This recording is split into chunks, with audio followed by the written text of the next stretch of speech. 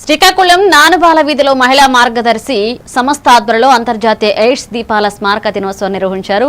కార్యక్రమంలో పిల్లలు, మహిళలు, యువత, వార్డు సభ్యులు పాల్గొన్నారు.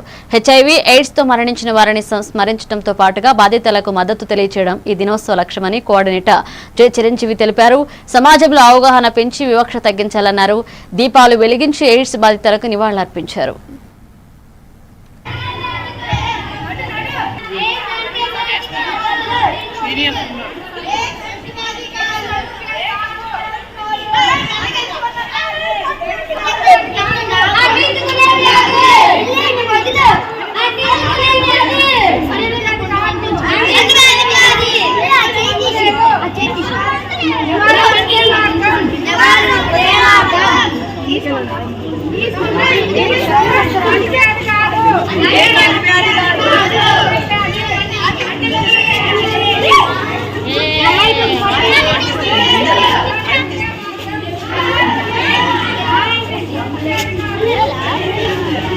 అమ్మా వినిపించిందని చెప్పండి.